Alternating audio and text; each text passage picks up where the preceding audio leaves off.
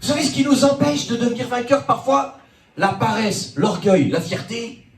Ces choses-là. Je donne un exemple concret. Vous savez que ma femme est atteinte d'un cancer.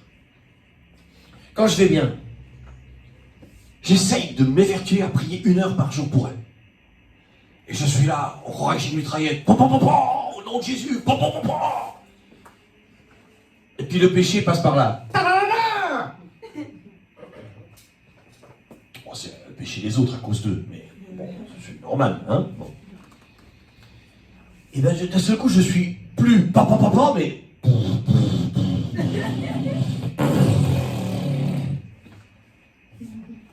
Et vous savez quoi? Je suis comme vous. Je dois revenir à la croix. Et ça ne suffit pas. Des fois, j'ai pas fini d'aller à la croix, qu'il faut que j'y retourne.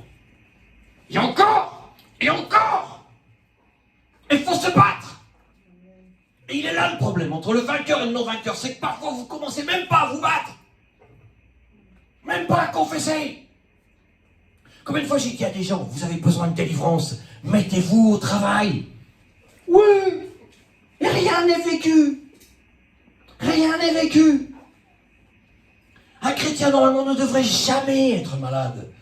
Et quand malheureusement, ça arrive, il a le moyen de s'en sortir par le sang de Jésus. Par la confession. Mais on laisse ça aux chimères, on laisse ça à la théorie. On se bat pas. Vous battez pas. Je me bats pas assez. Faut jamais être satisfait de soi-même. Faut jamais être satisfait de soi-même. Il faut y aller, y aller, y aller. Et je vais vous dire, j'ai le témoignage d'un frère qui, il n'y a pas longtemps, a tellement prié pour sa femme qui était malade, qu'il en a, c'est là que ça se passe, qu'il en a reçu des problèmes de digestion au point qu'il ne supportait plus beaucoup d'aliments. Il a tellement prié, tellement jeûné pour que son épouse soit guérie que, voilà, ça a déréglé son métabolisme. Il a dit au nom de Jésus, je refuse cela. La première fois, c'est facile à dire. 1 semaine après, un peu moins. 3 mois, 6 mois, 1 an, 2 ans, 5 ans. C'est sur la durée que Dieu nous attend. C'est sur la durée que l'intensité doit résister. C'est sur la durée. Et il a tenu, il a tenu, il a tenu. Et j'ai eu des nouvelles. C'est vraiment un frère que j'aime beaucoup. Et il y a quelque temps, ils ont fait une retraite spirituelle. Je ne sais pas combien ils étaient, mais apparemment, ils ont passé des bons moments.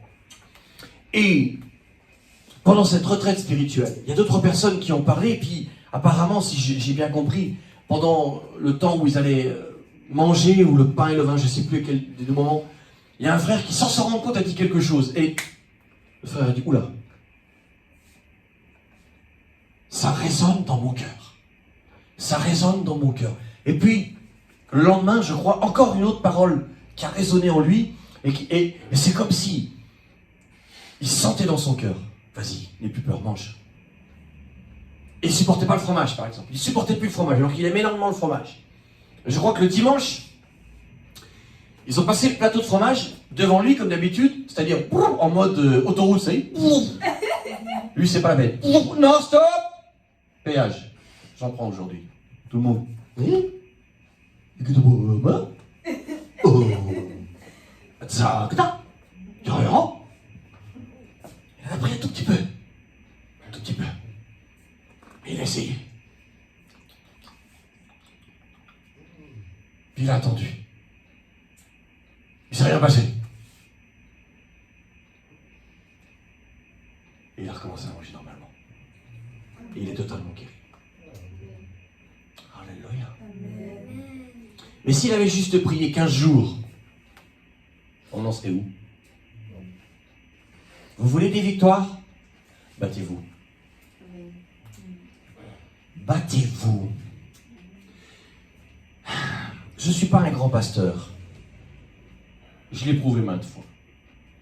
Mais il y a une chose terrible. Écoutez-moi bien tous. C'est que vous m'avez tous au moins fait beaucoup de peine. Au moins une fois fait beaucoup de peine. C'est qu'à chacun de vous, au moins une fois, je vous ai dit, réveille-toi plus, réveille-toi plus. Et votre réponse n'était pas forcément la bonne. Vous avez la grâce d'avoir un pasteur qui a les yeux ouverts et qui cherche lui-même à se réveiller. Laissez-moi vous aider à vous réveiller. Non? Bon. Que dirons-nous donc à l'égard de ces choses? Qu'est-ce que tu vas dire demain? Qu'est-ce que tu vas dire? Qu'est-ce que tu vas dire? Si la journée est bonne, qu'est-ce que tu vas dire?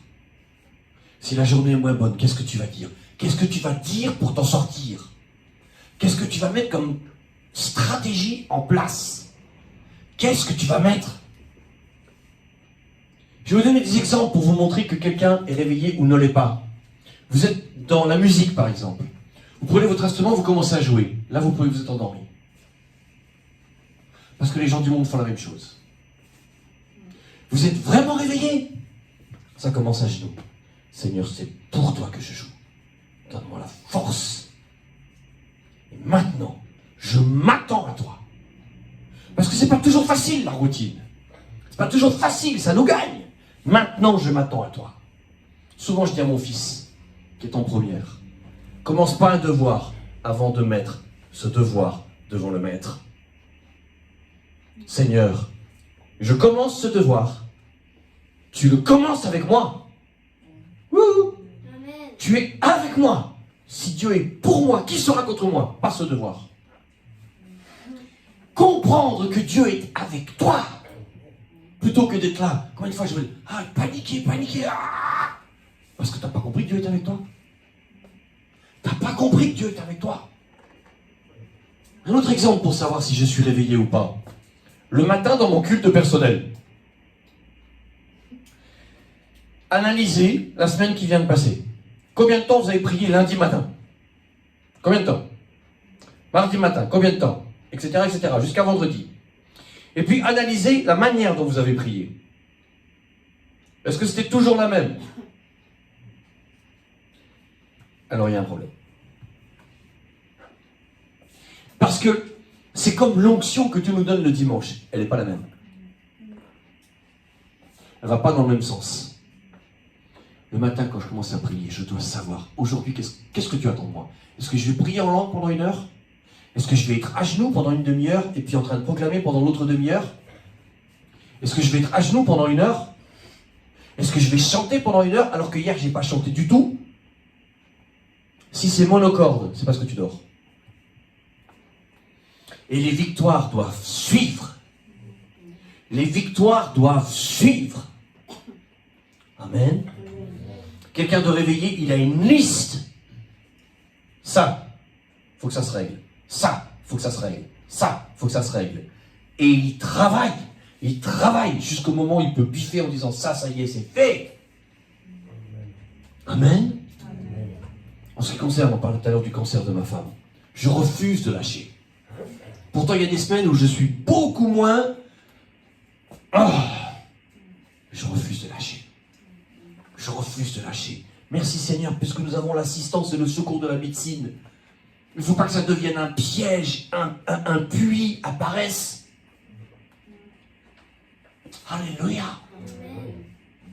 Je vous dis souvent et je vous le redis, l'enlèvement arrive très vite, très bientôt. Les compteurs s'arrêteront. Et le Seigneur vous parlera mieux que moi, puisqu'il a plus d'amour que moi.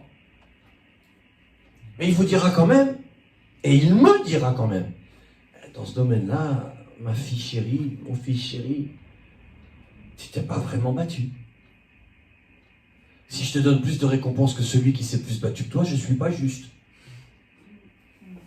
Donc là, ça, je suis obligé de te mettre une soustraction. Et puis là, regarde ton caractère. Tu avais entendu ton pasteur de la prédication de tel jour à telle date, en 2012 par exemple, qui te disait qu'il fallait que tu travailles à ton caractère sur ce domaine-là. C'était pour toi ce jour-là le message. Et t'as pas trop travaillé, hein. Tu t'es plutôt laissé. Ben là c'est pareil, par amour et par justice à cause des autres, ils attendent derrière. Je suis obligé d'être juste. Ou alors, le Seigneur peut vous dire, waouh, ce jour-là dans la prédication, tu as vraiment pris conscience que tu avais un problème. Et j'ai vu tes efforts. Toi, tu as l'impression que tu n'as pas avancé. Tu as l'impression qu'il ne s'est rien passé. Mais nous, on a noté tous tes efforts dans le ciel. Plus, regarde. Alléluia. Moi, je veux entendre, bon et fidèle serviteur, tu as été fidèle en peu de choses, reçois de plus grandes choses. Et je veux entendre dans le ciel, on n'a aucun reproche envers toi. Ah, vraiment, tu as essayé. Ah, c'est bien. Tu as cherché la délivrance, tu as cherché à être moins pénible, tu as cherché à aimer ta femme, tu as cherché à aimer tes enfants, tu as cherché à aimer le peuple que je t'avais donné. Alléluia. Mais vous n'avez pas faim et soif de ça? Ça ne vous donne pas envie d'arriver parfait au ciel?